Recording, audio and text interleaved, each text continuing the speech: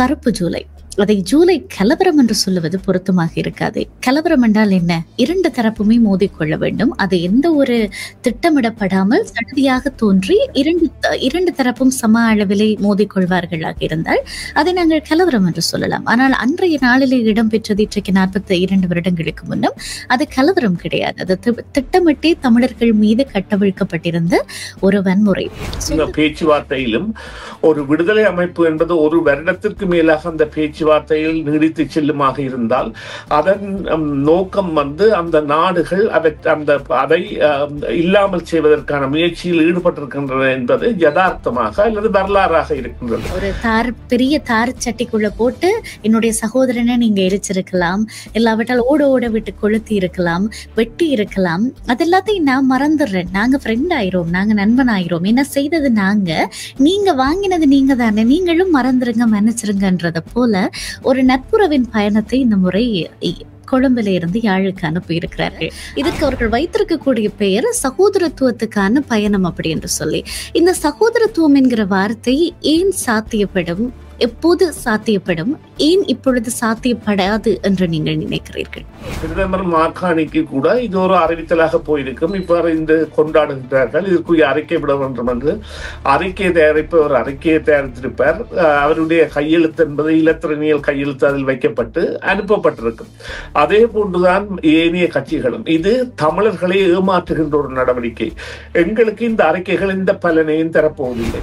அவர்கள் வலி சுமந்த ஒரு நாளிலே, அதை நினைவு கூறுகிற ஒரு நாளிலே அதற்கான பொறுப்பு உண்மையிலே நீங்க சகோதரராக நினைக்கிறீர்கள் என்றால் எங்களுடைய துக்கம் உங்களுடைய துக்கம் இல்லையா?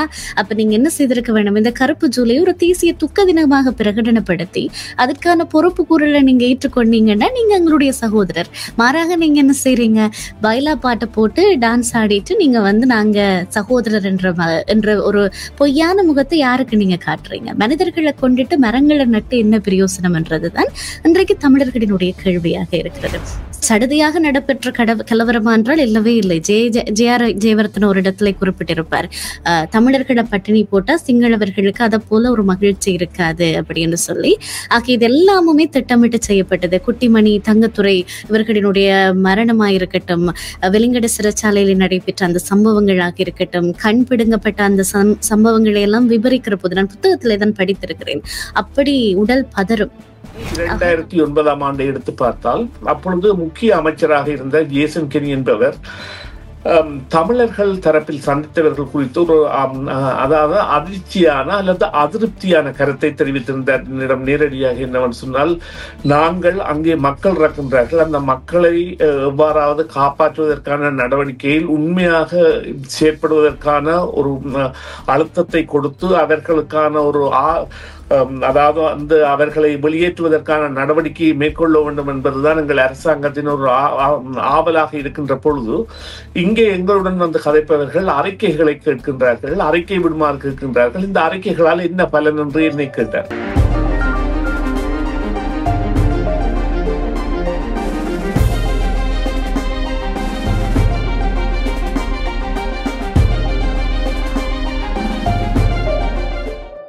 போலவே சமூக அரசியல் பரப்புகள் நிகழும் மிக முக்கியமான விடயங்களை பேசுவதற்கான நேரமாக இருக்கிறது. அந்த வகையில் இன்றைய நாள் ஜூலை மாதம் 23ஆம் தேதி தமிழர்களினாலே மறக்க முடியாத ஒரு நாள். 16 வருடம் என்ன, இன்றைக்கு 42 வருடங்களுக்கு முன்னும் நிகழ்ந்திருக்கிற ஒரு கோர சம்பவத்தை இன்னும் நாங்கள் மறந்த பாடில்லை. ஏன் அந்த வடு மறக்காமல் இன்னும் காலம் ஆற ஆற காயம் ஆறும் என்பார்கள். ஆனால் அந்த காயம் ஆறவே இல்லை, மாறாக காலம் ஆற ஆற அதனுடைய வலி அதிகமாகிக் கொண்டே இருக்கிறது. அந்த வலியோடு இணைந்ததான கோபம், ஆற்றாமை. காரணம், ஒருவருக்கான நீதி இருக்கிறது இல்லையா, அது ஒரு ஓட்டப்பந்தயம் மாதிரி, ஒரு பந்தய பொருள் மாதிரி.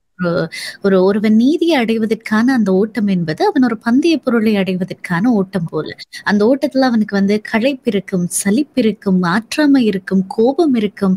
அது சாதாரணமாக எங்களுடைய சாதாரண வாழ்க்கையில ஒரு சின்ன நீதி நமக்கு மறுக்கப்படுகிற பொழுது, இல்லாவிட்டால் ஒரு அநீதி நிகழ்கிற போது எப்படியாவது அதுக்கான நீதியை அடைஞ்சிடணும் என்ற ஒரு பதட்டத்திலேயே நீங்க சுற்றி கொண்டிருப்பீர்கள் இல்லையா? அதே மாதிரியும் தமிழ் மக்கள் இன்றைக்கு 42 வருடங்களுக்கு முன்னம் அவர்களுக்கு இழைக்கப்பட்ட ஒரு அநீதியின் கரி நாளினை நினைவு கூறுகிற நாள் தான் இந்த ஜூலை மாதம் 23ஆம் தேதி, கருப்பு ஜூலை. அதை ஜூலை கலவரம் என்று சொல்லுவது பொருத்தமாக இருக்காது. கலவரம் என்றால் என்ன? இரண்டு தரப்புமே மோதிக்கொள்ள வேண்டும். அது எந்த ஒரு திட்டமிடப்படாமல் சடுதியாக தோன்றி இரண்டு தரப்பும் சம அளவிலே மோதிக்கொள்வார்களாக இருந்தால் அதை நாங்கள் கலவரம் என்று சொல்லலாம். ஆனால் அன்றைய நாளிலே இடம்பெற்றது இன்றைக்கு 42 வருடங்களுக்கு முன்னும் அது கலவரம் கிடையாது. அது திட்டமிட்டே தமிழர்கள் மீது கட்டவிழ்க்கப்பட்டிருந்த ஒரு வன்முறை. சொந்த தேசத்துக்குள்ளே முதன்முறையிலே தமிழர்கள் அகதிகள் என்கிற பெயரிலே உடுத்த உடையோடும் போட்டது போட்டபடி காயங்கள், கண் இல்லாம கால் இல்லாம எல்லாம் வந்து நாங்கள் பார்த்த ஒரு முதல் கூட்டத்தை நாங்கள் பார்த்த நாள் தான் அந்த நாள். ஆக அது குறித்து பேசுவதற்கு நிறைய இருக்கிறது. சுரேஷ் தர்மாவை இணைத்துக் கொள்ள போகிறோம். வணக்கம் தர்மா. வணக்கம் பிரியா. வணக்கம் நேர்களே. மற்றொரு உரையாடலிலே உங்களை சந்தித்திருக்கிறோம் தர்மா. ஏற்கனவே நாங்கள் இந்த கருப்பு ஜூலை குறித்து உரையாடி இருந்தாலும் மறுபடியும் இதை குறித்து உரையாடுவதற்கான காரணம் என்னவென்றால், என்றைக்கும் இல்லாதவாறு அனுர அரசு இந்த முறை இந்த நாளை மறக்க பண்ணுவதற்காக, அதாவது எங்களை எவ்வளவு மிக மோசமாக நாசகரமாக நடத்தினார்களோ, ஒரு பெரிய தார் சட்டிக்குள்ள போட்டு என்னுடைய சகோதரனை நீங்க எரிச்சிருக்கலாம், இல்லாவிட்டால் ஓட விட்டு கொளுத்தி இருக்கலாம், வெட்டி இருக்கலாம், அது எல்லாத்தையும் நான் மறந்துடுறேன், நாங்க ஃப்ரெண்ட் ஆயிரோம், நாங்க நண்பன் ஆயிரோம், என்ன செய்தது நீங்க வாங்கினது நீங்க தானே, நீங்களும் மறந்துருங்க மன்னிச்சிருங்கன்றத போல ஒரு நட்புறவின் பயணத்தை இந்த முறை கொழும்புல இருந்து யாழுக்கு அனுப்பி இருக்கிறார்கள். ஆடு நினைதண்டு ஓனாய் அழுத கதையாத்தான் அதை பார்க்கக்கூடியதாக இருக்கிறது. இதை பற்றி நீங்க என்ன நினைக்கிறீங்க? நிச்சயமாக இது மாறுபட்ட ஒரு தேசங்களின் ஒரு பித்த பயணத்திற்கான ஒரு உந்துதலாக அவர்களால் செய்யப்படுகின்றது. அவர்களை பொறுத்தவரையில் பொருளாதார பிரச்சனைகளை மையப்படுத்திய ஒரு அரசாகவும் அல்லது தங்களுடைய நாட்டின் வளத்தையும் இருக்கின்ற வங்கி கடன்கள் போன்றவற்றையும் முதலாய கடமையாக கொண்டு செயற்படுகின்ற ஒரு அரசாங்கம் இருக்கின்ற பொழுதிலும் இவ்வாறான நிலைமைகள் மூலம் தாங்களால் நட்புறவுகளை ஏற்படுத்த முடியும் என்கின்ற ஒரு கூதாவில் பயணங்களை மேற்கொள்கின்ற பொழுதும் இங்கே தங்கியுள்ள விடயங்களை அவர்கள் மறக்கின்றார்கள். தங்களுக்கே நீதி தேடுகின்ற ஒரு தரப்பாக இருந்து கொண்டு தங்களுடைய சகோதரர்கள் இலங்கை அரசால் படுகொலை செய்யப்பட்டார்கள், சகோதரிகள் படுகொலை செய்யப்பட்டார்கள், ஆற்றில் வீசப்பட்டார்கள் போன்றவற்றிற்கான நீதி தேடலை மேற்கொண்டிருக்கின்ற ஒரு அரசானது மறுபக்கமாக இதற்கான ஒரு மன்னிப்பு கோரலை மேற்கொள்ளாமல் அல்லது இதற்கான ஒரு ரிகன்சிலியேஷன் அல்லது போஸ்ட்மார்ட்டம், இதற்கான ஒரு மன்னிப்பை கோரி இதற்கான ஒரு பின்னோட்டங்களை பார்த்து ஒரு தீர்வு முயற்சிகளை எடுக்காமல் இருந்து கொண்டு செய்வது என்பது ஒரு போலித்தனமானது. இதே நடவடிக்கையை அவர்கள் ஒரு மன்னிப்பு கோரலுடன் ஒரு தீர்வை நோக்கிய பயணமாக, அதாவது தங்களுடைய கட்சி சாராத ஆனால் அரசால் திட்டமிடப்பட்டு மேற்கொள்ளப்பட்ட ஒரு நடவடிக்கை இது. வாக்காளர் அட்டைகளுடன் சென்று வீடுகளை தேடி அல்லது கடைகள் அடையாளம் காணப்பட்டு போலீசாருடன் காடையர்கள் இணைந்து இராணுவத்தினர் இணைந்து அவர்களுக்கு முன்மாதிரியாக ஸ்ரீசேன குரே, காமினி, திசாநாயக்க போன்ற அமைச்சர்கள் எல்லாம் செயற்பட்டு ஒரு குழுமமாக செய்யப்பட்ட ஒரு விடயம். எனவே இவர்கள் சாராத ஒரு அரசு சார்ந்த விவகாரத்தை இவர்கள் நிச்சயமாக ஒரு மன்னிப்பு கோரல் மூலமும் அடுத்த கட்டத்திற்கு பயணிப்பதற்கான ஒரு நடவடிக்கையாகவும் மேற்கொள்வதாக இருந்தால் அதை ஏற்றுக்கொள்ளப்படக்கூடியதாக இருக்கு. ஆனால் இங்கே உள்ள விடயம் என்னவென்று சொன்னால், இது வடுவாக இல்லை, இது ஒரு உயிர்த்தலுக்கான புள்ளியாக அமைந்திருந்தது. நீங்கள் குறிப்பிட்டது மேலாக இலங்கை சுதந்திரம் அடைந்த காலத்தில் இருந்தே இவ்வாறான பிரச்சனைகள் இடம்பெற்றிருக்கின்றன. நான் நினைக்கிறேன் 1956 சிங்கள சட்டம் கொண்டுவரப்பட்ட பொழுதும் அகதிகளாக சென்ற தமிழர்கள் 58 சென்றிருக்கின்றார்கள். பிறகு 70களின் அல்லது 60களின் இறுதியில் கூட ஒரு சிறு சரிச்சலிப்பு பேர்ந்து, அதே போல 77ஆம் ஆண்டு ஒரு கலவரம் இடம்பெற்றது. அதே போல 81ஆம் ஆண்டு இந்த நூல் நிலைய எரிப்பு போன்ற விவகாரங்கள் எல்லாம் இடம்பெற்றிருந்தன. இருந்த பொழுதிலும் இது நாடு தழுவிய ரீதியில் இடம்பெற்ற ஒரு முதல் சம்பவமாக நாங்கள் எடுத்துக்கொள்ளலாம், இலங்கை தீவு சம்பந்தமாக. இந்த நிலையில் இதற்கான ஒரு பொறுப்பு கூறல் என்பதை விட மன்னிப்பு கோரலை மேற்கொண்டு அவர்கள் செய்வார்களாக இருந்தால் அழகாக இருந்திருக்கும். ஆனால் இது ஒரு அவசரப்பட்டெடுத்த முடிவாக தெரிகின்றது. நிச்சயமாக இது அவசரப்பட்டு எடுத்த முடிவு என்பதற்கும் அப்பால இன்னொரு பக்கம் இதுவும் ஒரு திட்டமிடப்பட்ட முடிவாக இருக்கலாம். காரணம், அந்த வரலாற்றிலேயே சில நாட்கள் அப்படியே எங்களுடைய மனதிலே பதிந்து விட்டது. நாங்கள் நிறைய தடவை பேசுகிற போது சொல்லியிருக்கிறோம், நினைவு கூறுதல் என்பது ஒரு விதமான போராட்ட வடிவம் அப்படி என்று. அப்படி பார்க்க போனால் இந்த மாதிரியான முக்கியமான வரலாற்று நாட்கள் வருகிற போது தமிழர்கள் அதை நினைவு கூறுகிறார்கள். அவர்கள் அதை நினைவு கூறு மட்டும் அது பிரச்சனை தான். ஆக என்ன செய்கிறார்கள், அந்த நினைவு கூறுகிற நாளை வேறு வடிவமாக மாற்றிவிட்டால் அந்த அந்த நினைவு என்பது இனிமேல் சகோதரத்துவத்துக்கான நாள் என்கிறபடி மாறிவிடும்.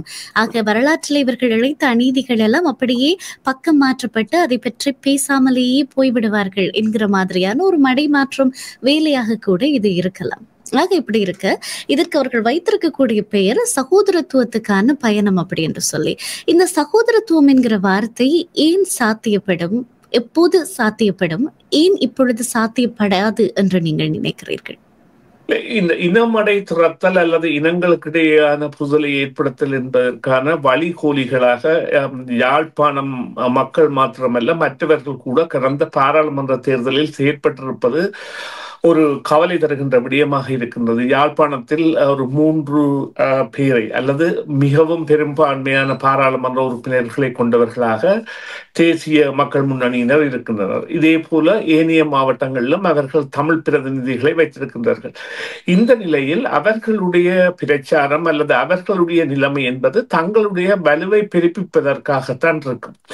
இப்பொழுது பார்த்தீர்களானால் அங்கே இடம்பெறுகின்ற சம்பவங்கள் அந்த அவர்களுடைய பிரசன்னத்தை எவ்வாறு அதிகரிக்கலாம் என்பதற்காக அல்லது அவர்களுடைய வாக்கு வங்கியை எவ்வாறு தீர வைக்கலாம் என்பதற்கான இதற்கான காரணம் என்னவென்றால், வெறுமனே 3 பாராளுமன்ற உறுப்பினர்களுடன் இருந்த ஒரு கட்சி 3 ஒரு பெரும்பான்மையை பெற்று நான் நினைக்கின்றேன் 167க்கும் மேற்பட்ட ஆசனங்களை ஒரு தேர்தலில் அடையுமாக இருந்தால் அது போன்ற வெற்றி என்பது எப்பொழுதுமே இந்த இலங்கை வரலாற்றில் இடம்பெற்றது ஒன்றல்ல. இருந்த பொழுதிலும் அது ஒரு ஊதிப்பெருத்த வெற்றி அல்லது ஒரு தேவை நோக்கிய வெற்றி.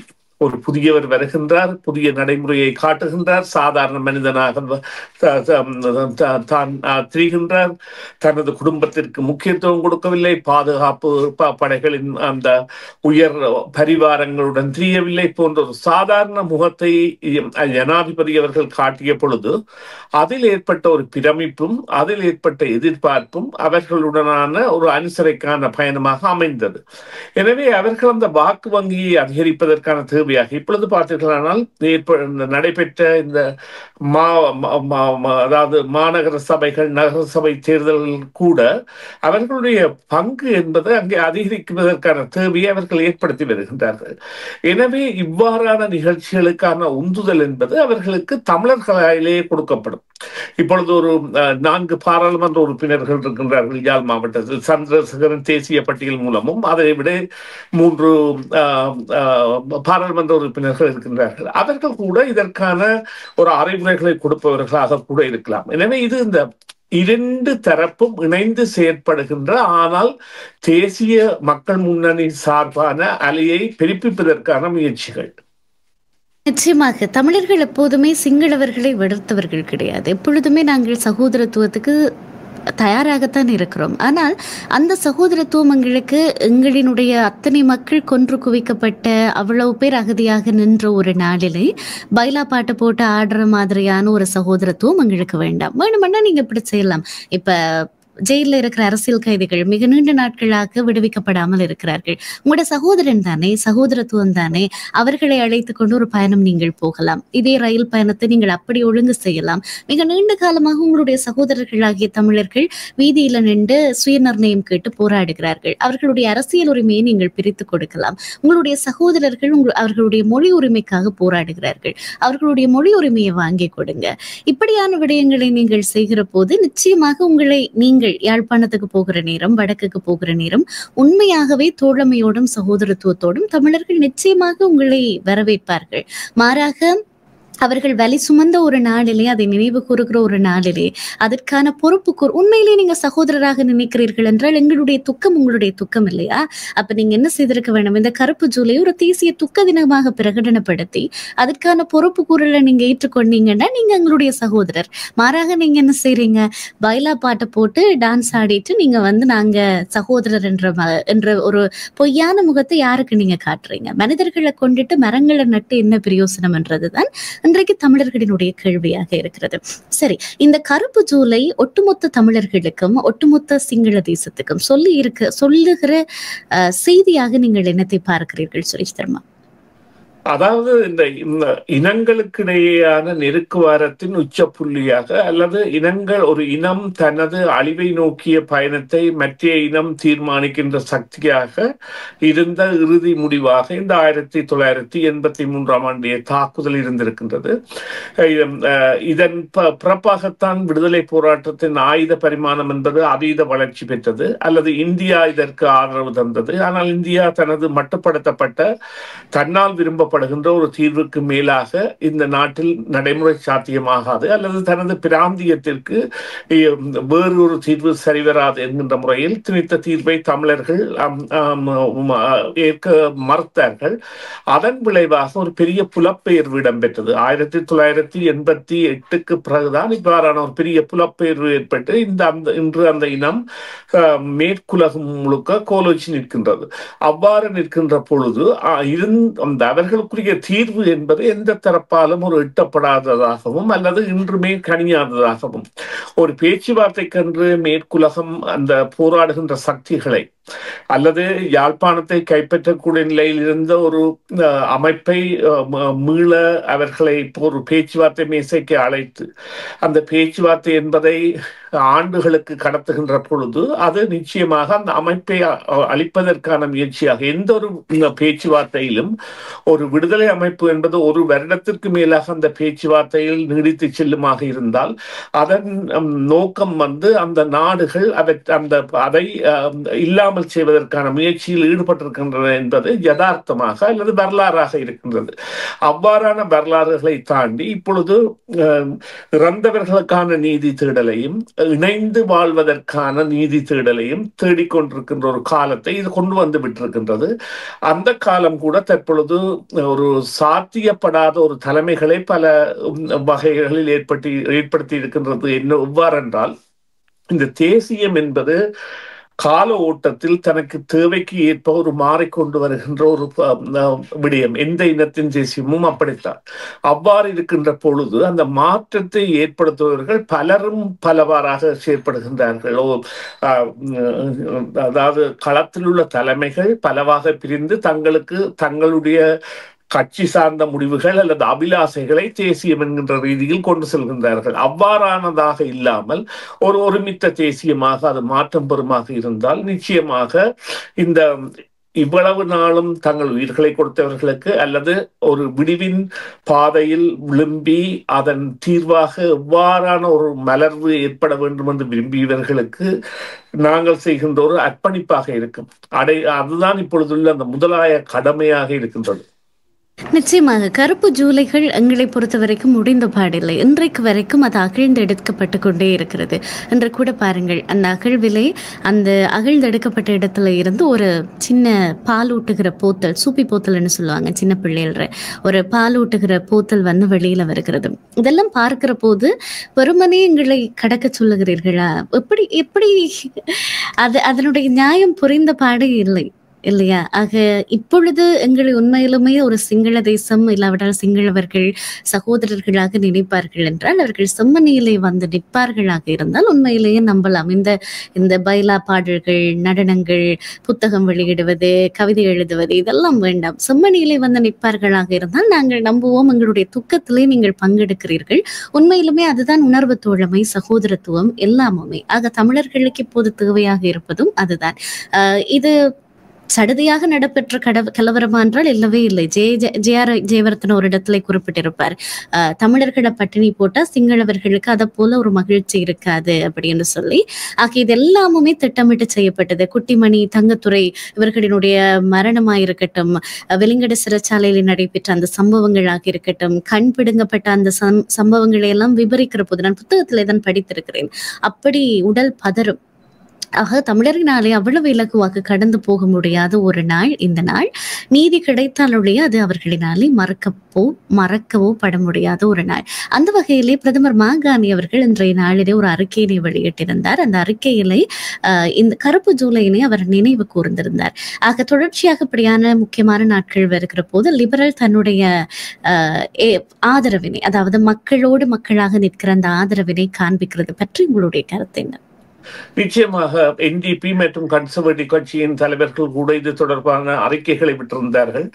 அறிக்கைகள் எங்களுக்கு வேண்டியதில்லை, அறிக்கைகள் அறவே வேண்டாம். அவை உங்களுக்கான வாக்குக்கான, மக்களை ஏமாற்றுவதற்கான அல்லது உங்களை நீங்களே ஏமாற்றுவதற்கான ஒரு செயற்பாடாக செய்து வருகின்றீர்கள். அவற்றை விட்டு நடவடிக்கையில் இறங்குங்கள். உங்களுக்குரிய பொறுப்பு என்பது அளப்பெரியது. நீங்கள் மன்னிப்பு கேட்க வேண்டிய ஒரு தரப்பாக 2009 மாறி இருக்கின்றீர்கள் என்கின்ற உள்ளக உண்மையை எடுத்து அதற்குரிய பூர்வாங்க நடவடிக்கைகளையும், அங்கே உள்ள மக்களுக்கான தேவைகளை பூர்த்தி செய்வதற்கான நடவடிக்கைகளையும், அல்லது அங்குள்ள வடக்கு கிழக்கு பகுதி தேவைகளுக்கான, அது ரயிலாக இருக்கட்டும், பஸ் வண்டிகளாக இருக்கட்டும் போன்ற இங்கே பாவிக்க முடியாதவற்றை அனுப்புகின்ற வேலைகளை எல்லாம் நாங்கள் ஆரம்பிக்க வேண்டிய தேவைகள் இருக்கின்றன என்றால் நாங்கள் ஒரு இனத்தை கைவிட்டு, அல்லது இவ்வாறு கூறலாம், கன்சர்வேட்டிவ் தலைவர் கூறுகின்றார், தான் பதவிக்கு வந்தால் இந்த சாங்ஷன், அதாவது இனப்படுகொலையில் சம்பந்தப்பட்டவர்களுக்கான தடையை விதிப்பேன் என்று. அதை இது உங்களால் அங்கே உள்ள தூதரகத்தை மூட முடியுமா என்றால் முடியாது. அதே போல அவ்வாறாக இந்த நடைமுறைக்கு சாத்தியமற்ற விடயங்களை கதைப்பதை லிபரல் கட்சியோ அல்லது இப்ப பிரதமர் மாகாணிக்கு கூட இது ஒரு அறிவித்தலாக போயிருக்கும். இவ்வாறு இந்த கொண்டாடுகின்றார்கள், இதற்குரிய அறிக்கை விட வேண்டும் என்று அறிக்கை தயாரிப்பவர் அறிக்கையை தயாரித்திருப்பார். அவருடைய கையெழுத்து என்பது இலத்திரனியல் கையெழுத்து அதில் வைக்கப்பட்டு அனுப்பப்பட்டிருக்கும். அதே போன்றுதான் ஏனைய கட்சிகளும். இது தமிழர்களை ஏமாற்றுகின்ற ஒரு நடவடிக்கை. எங்களுக்கு இந்த அறிக்கைகள் இந்த பலனையும் தரப்போவதில்லை. அந்த அறிக்கைகள் ஒரு இமிடியேட் ரிலீஸ், அதாவது உடனடி வெளியீட்டிற்கு என்று எந்த ஊடகமாவது அதை திருப்பி மீள் பிரசுரிக்கின்றதா என்றால் ஒரு ஊடகமும் அதை பிரசுரிப்பதில்லை. கனேடிய ஊடகங்கள், தேசிய ஊடகங்கள், நீங்கள் சென்று கூகுள் பண்ணி பாருங்கள், அவ்வாறு நடைபெறுவது இல்லை. அப்பொழுது இது ஒரு இந்த எங்களை நாங்களே ஏமாற்றுகின்ற அல்லது ஒரு ஏமாளித்தனமாக தமிழ் இனத்தை வைத்திருக்கின்ற ஒரு நடவடிக்கை. அதை விடுத்து காத்திரமாக களத்தில் இறங்குங்கள். வடக்கு கிழக்கு மக்களுக்கு தேவையான உதவிகளை செய்யுங்கள். முந்தி சென்ற உதவிகள் கூட இப்பொழுது செல்வதில்லை. அல்லது தூதரகத்தை மூடிவிட்டு ஒட்டுமொத்தமாகவே இலங்கையிலிருந்து வாருங்கள். இப்பொழுது குறிப்பாக பார்த்தீர்களானால் இங்கே, அதாவது நாங்கள் இதற்காக போராடுகின்ற பலரும் அங்கே சென்று தங்களுடைய வீடுகள், மனைகள் எல்லாவற்றையும் பெருப்பித்து அங்கே சென்று ஒரு உல்லாசமாக நின்றுவிட்டு இங்கே வந்து செயற்படுகின்ற செயற்பாடுகள் கூட ஒரு முரணானவை, முன்னுக்கு பின் முரணானவை. ஒன்றில் எதிர்ப்பதாக இருந்தால் முழுவதாக எதிருங்கள், அல்லது வடக்கு கிழக்கில் உள்ள மக்களுக்கான வாழ்வியலை, அல்லது இந்த போரில் பாதிக்கப்பட்டவர்கள் தான் கைவிடப்பட்ட தரப்பாக மாறி இருக்கின்றார்கள். அவர்களுக்கான உதவிகளை செய்வதற்கான மூலோபாயங்கள் மூலம் அவற்றை செய்யுங்கள். இங்குள்ள அமைப்புகளை கூட இணைத்து செய்யுங்கள். அதுதான் ஒரு ஆரோக்கியமான நிகழ்வு. நிச்சயமாக இது எங்களுடைய அரசியல்வாதிகள் பழக்கி கொடுத்த ஒன்றாக கூட இருக்கலாம். நீங்க இந்த மக்கள்கிட்ட வாக்கு வாங்க வேணுமாக இருந்தால் நீங்க ஒன்றை தான் சொல்லலாம். தமிழ் தேசியத்தை கதைச்சு தான் நீங்க வாக்கு வாங்க முடியும், பதவிக்கு போக முடியும். பதவிக்கு போன பிறகு நீங்க அதை பாதுகாத்து கொள்றதுக்கு அதை அப்படியே விட்டு கொடுத்துட்டு நீங்க ஐயோ ஐயா எனக்கும் அதுக்கும் சம்பந்தமே இல்லைன்ற மாதிரி கூட நீங்க இருந்து கொள்ளலாம். அதை அவர்கள் கேட்கவும் மாட்டார்கள் என்கிற மாதிரியான ஒரு சொல்லிக் கொடுத்ததாக கூட இருக்கலாம். அதே நேரம் நீங்க அறிக்கை மட்டும் விட்டா போதுமன்ற மாதிரி கூட இருக்கலாம். ஆக இது யாருக்காக இதை சொல்லுகிறோம் அப்படி என்றால் இது மக்களுக்கானது.